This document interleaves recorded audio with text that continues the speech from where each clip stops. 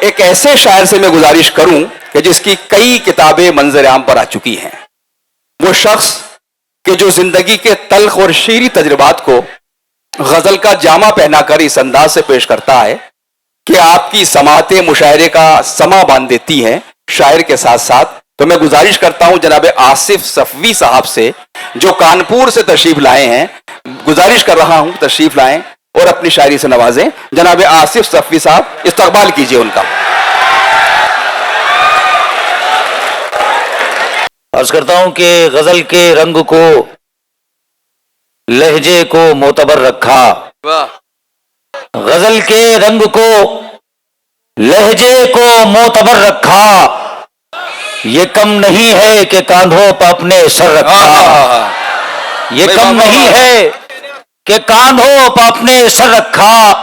اور بکھر گیا تو سمٹنا ہے کارے سخت بہت. بہت خوب. بکھر گیا تو سمٹنا ہے کارے سخت بہت. اسی خیال سے خود کو سمیٹ کر رکھا.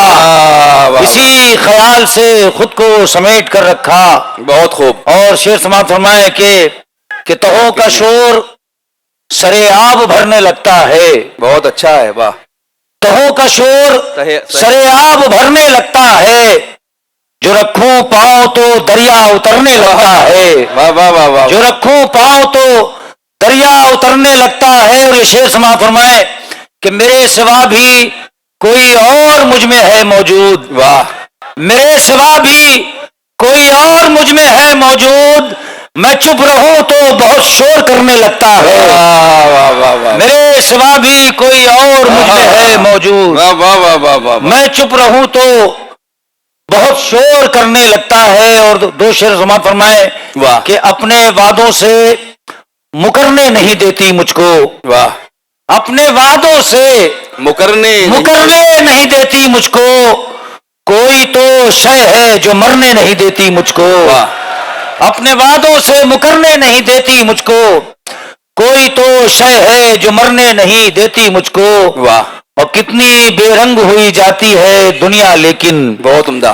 کتنی بے رنگ ہوئی جاتی ہے دنیا لیکن. اور نئے رنگ بھی بھرنے نہیں دیتی مجھ کو. اور نئے رنگ بھی بھرنے نہیں دیتی مجھ کو. بہت خوب. واہ واہ واہ واہ.